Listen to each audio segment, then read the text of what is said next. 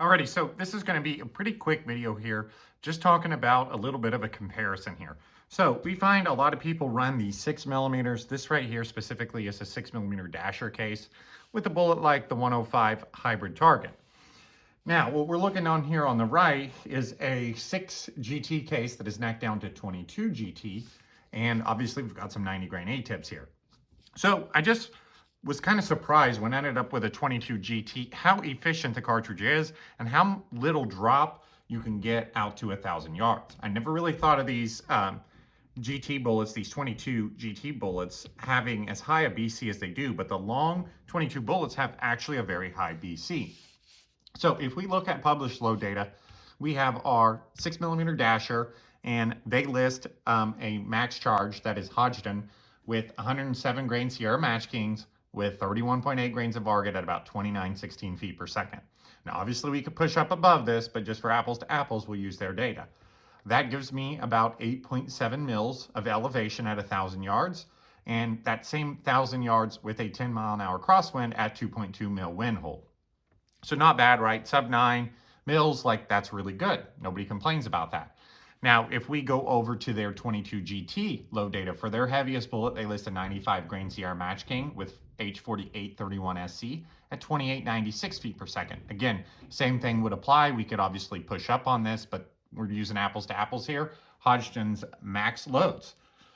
That calls for 8.1 mil of elevation of 1,000 yards and 1.95 mils with a 10-mile-an-hour crosswind, again, at 1,000 yards. So we're talking about 0.6 mils less elevation, and we're talking almost 3/10 crosswind, less drift. So obviously that's better than I expected. I did not expect this out of a 22. Now, if we go and look at my actual loads that I've used, my load for my dasher is the 105 hybrid. That's what you see sitting here. And we're running that, let's see.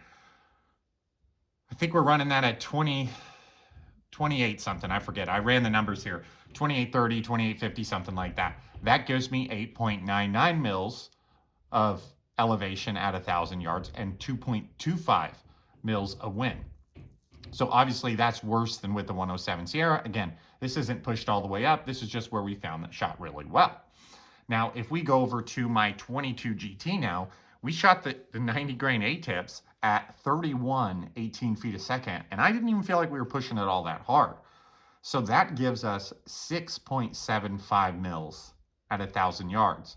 So what is that? That's more than 2 mils less drop versus my load with the dasher. Now again, these could be a little closer if we push the dasher hard, but just an interesting thing to look at. And our wind hold is now 1.75. So we have about 0.5 less wind for 10-mile-an-hour crosswind. So, and you know, you look at it and say, well, that's an obvious choice. Why wouldn't we just run these 90 grain A-tips right out to 1,000 yards? A lot less wind, a lot less drop. Well, now we get into the considerations of barrel life. I don't know, I haven't burned out this barrel, but most people talk like 22 GT, you're not gonna get a ton of barrel life running at 18 feet a second. Time will tell, who knows? But ballistically, if we run some mild loads, these can be very similar, but with a lighter recoil, with the 90 grain A-tip, we can shoot with literally 6.8 mils to 1,000 yards. So it's a really, really efficient cartridge. Again, why does everybody run the 6-dasher? My guess is because it shoots better, it's more tolerant, and it has more barrel life. But if we want overall just pure performance at the expense of barrel life, with low recoil, I have a hard time believing we're going to find anything with less drop than 6.75 mils, you know, burning 35 grains of powder. Like that makes the GT a pretty cool cartridge. So comment down below what you guys think. But man, this 22 seems like fun as long as we don't burn the barrel up. So hope you guys enjoyed this one. Thanks for subscribing, and let me know what you think.